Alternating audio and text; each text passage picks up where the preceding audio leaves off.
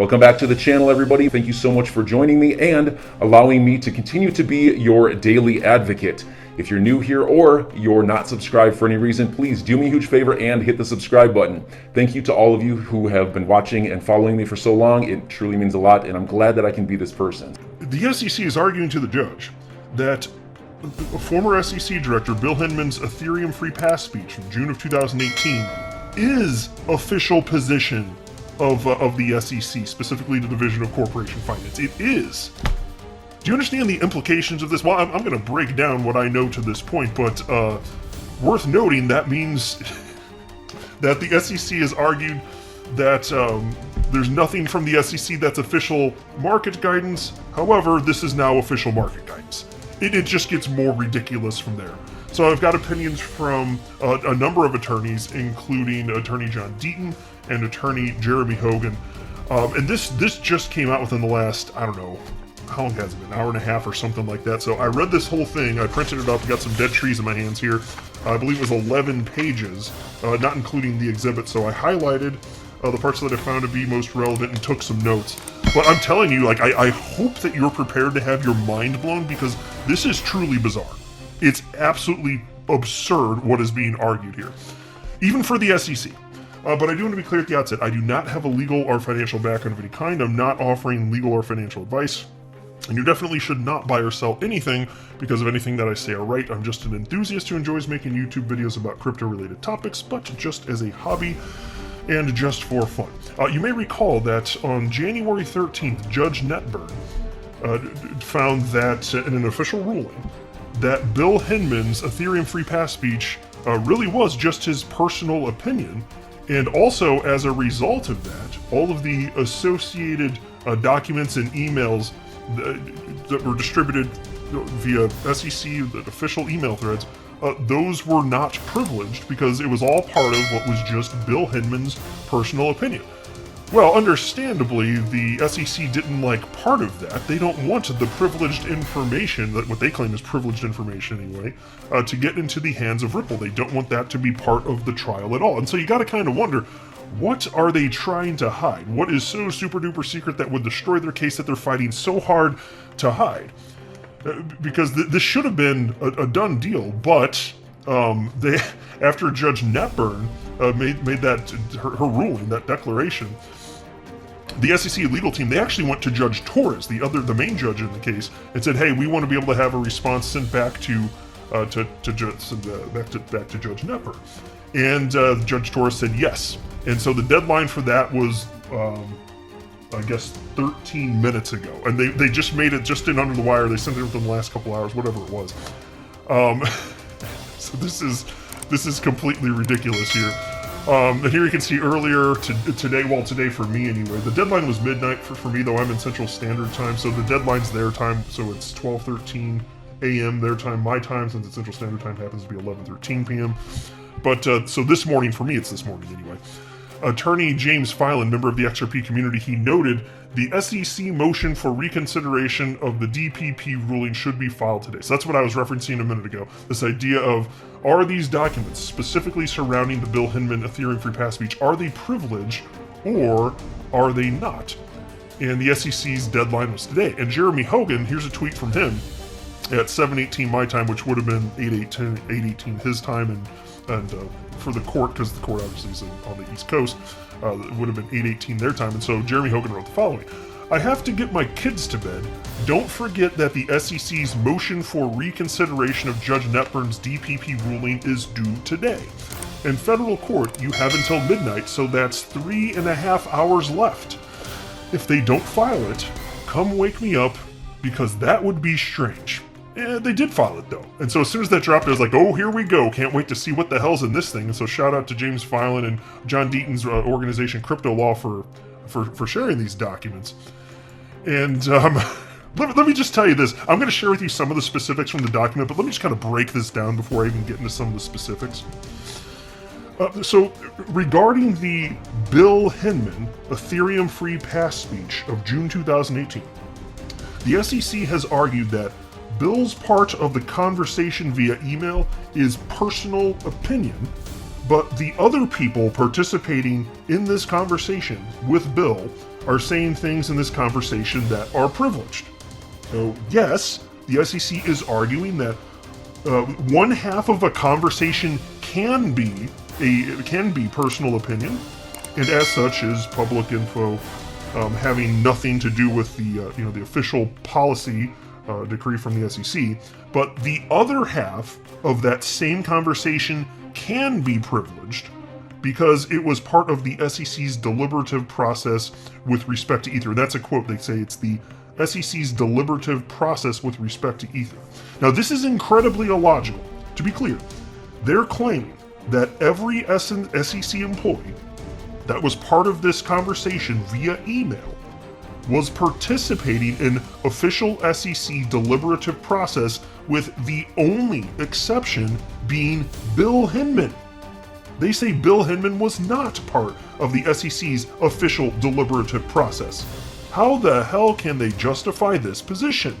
Well, spoiler alert, they don't. They just make the claim.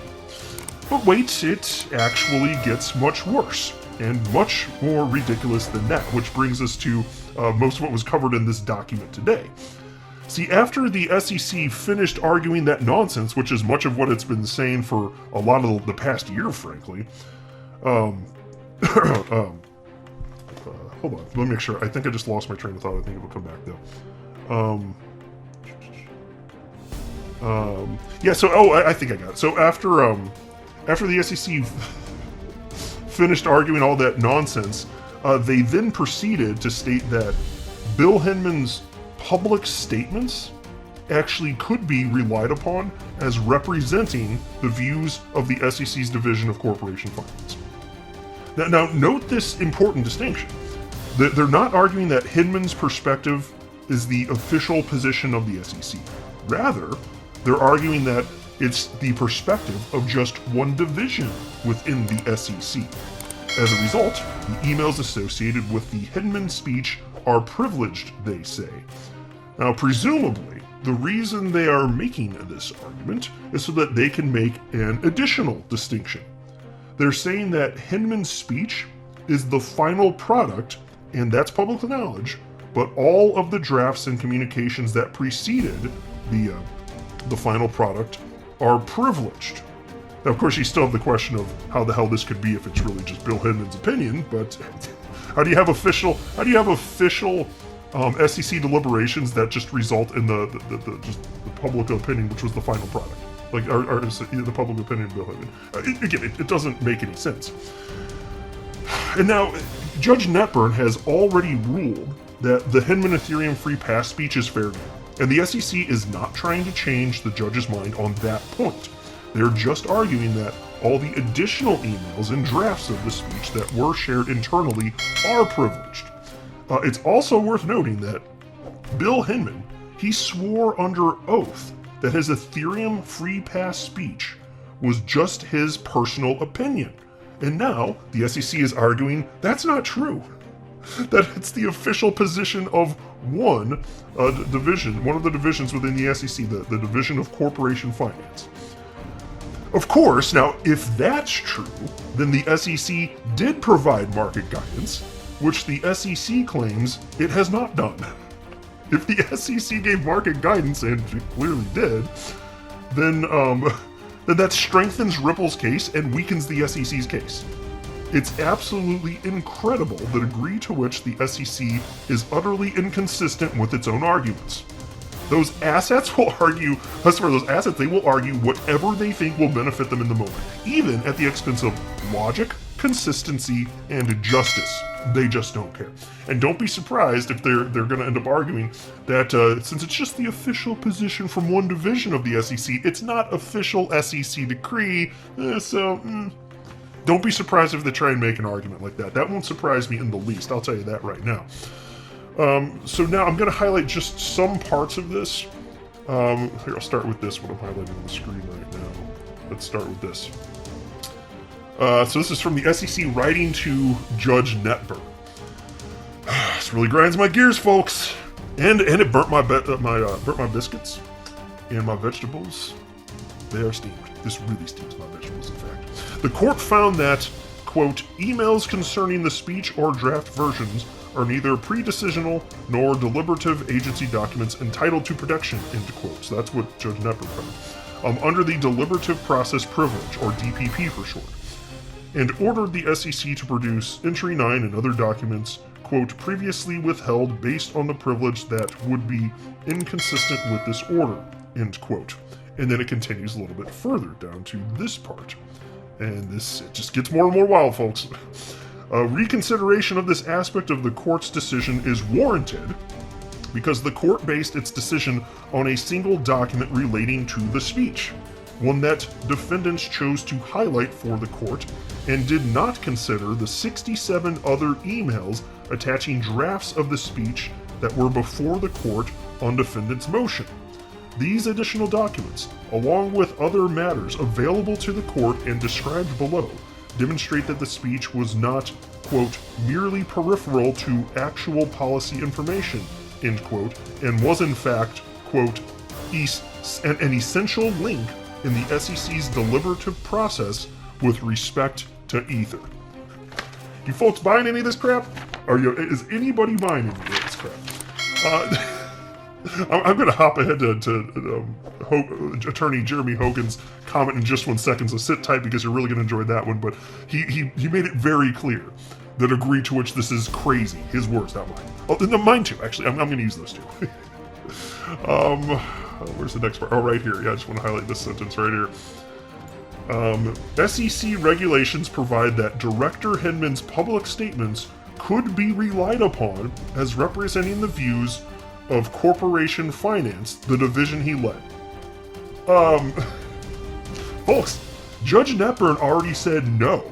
She said no to this already. She said no, this is clearly just Bill Hinman's personal opinion. Because look, from her perspective, and she made this clear, if it were the case that it weren't just personal opinion and it were official decree from the SEC, then she wouldn't want all of those associated emails, obviously, to be shared, because then it would be privileged. But she's saying, obviously, it's just the personal opinion of Bill Hinman, and so whether or not you agree with that, it is what it is.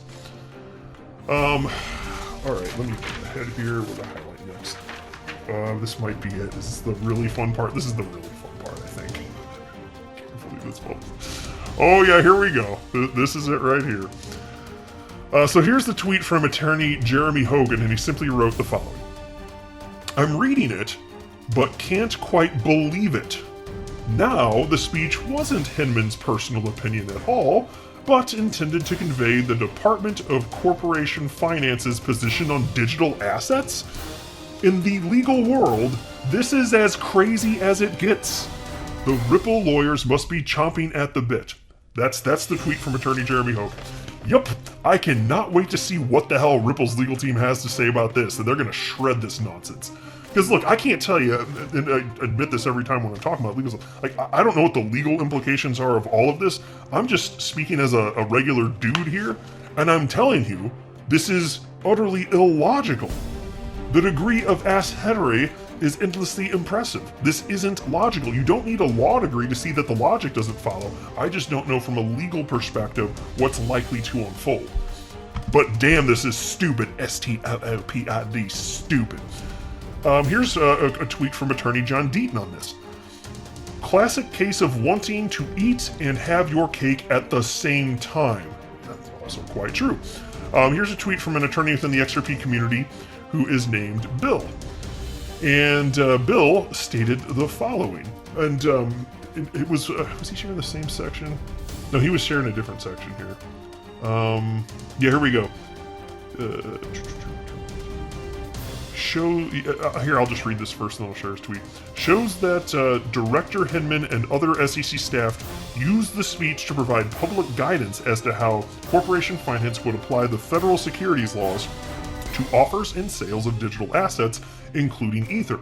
Indeed, SEC regulations provide that Director Hinman's public statements could be relied upon as representing the views of corporation finance, the division he read. So that's part of that I already read to you. But that's what Bill shared here, and then Bill wrote the following.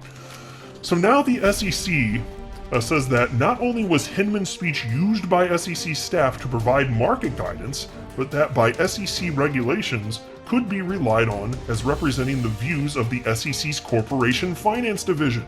So not a personal opinion, a moving feast. So let's pause to think about that. If this is official market guidance from the SEC, and Ripple's supposed to be able to, that would mean that Ripple's, of course, every participant is supposed to look at this as guidance. Well, XRP is better suited for Bill Hinman's guidance than Ethereum is. No kidding. Well, for obvious reasons, not the least of which is the fact that there was no XRP ICO, so how about that? Anyway, Bill continues. So now we know there are three types of speeches in the view of the SEC. Mere personal opinions, views of an entire division of the SEC, and the SEC's formal agency position. Is that clear enough? Lots and lots of clarity. And he's got little laugh emojis.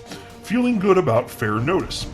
The SEC has vacillated between whether the speech was a personal opinion of Hinman and now reflecting the position of the entire division he led, depending on what suits it at a given moment in the litigation. And so that's why, the part that Jeremy Hogan shared here in his tweet too, it reads as follows. As reflected in its text. Well, actually, let me read the headline first. Director Hinman delivered the speech at the Director of Corporation Finance to communicate Corporation Finance's framework for evaluating digital asset offering. Bam! Can you believe they're writing? They're acknowledging it is market guidance from a division within the SEC. But they are distinguishing, and this is why we'll see to what degree this legally has an implication, but they're distinguishing between just one division's official opinion versus the whole SEC. So what does it take for the whole SEC to have an official position? Does that mean all divisions of the SEC, they all have to come together and say, this is our official position? Is that how it works? Has it ever worked like that in the history of the SEC? I've not heard anything like that. If that's the case, you let me know, but this seems completely freaking absurd. It's completely mind-boggling. And so then it reads, as reflected in its text, the speech was intended to communicate the general approach used by corporation finance in evaluating whether digital asset offerings may be considered securities offerings, and to invite the market to communicate with corporation finance staff about these issues. It's astonishing, folks. And then Attorney John Deaton retweeted that little short Twitter thread from Attorney Bill. And Attorney John Deaton wrote the following. I've said for a year the SEC lawyers are 100% transactional. They will say whatever it takes to win a particular argument, no matter how inconsistent that argument is with other statements or arguments they've previously made. Oh yes, that is most certainly true. And I may not have it pulled up here, but I don't know, I can see if I can find it real quick. If not, it's not the end of the world, I can just describe it. But there was, that's not what I wanted. I want to click on Crypto Law's Twitter profile here. But if I can find it at the top here, then I'll share it with you. But yeah, here we go. This is what I was looking for. This is from John Deaton's Crypto Law Twitter account. So here you go. Hinman's declaration on June 23rd, 2021 in support of motion to quash subpoena for him to be deposed by Ripple's lawyers. And here's the image that was shared. So enjoy your day, everybody. I'm always here for you. Leave any comments or questions below, and be sure to subscribe. But thanks, everybody. I really appreciate you. Enjoy your day, and I always have your back. So thanks so much, everybody.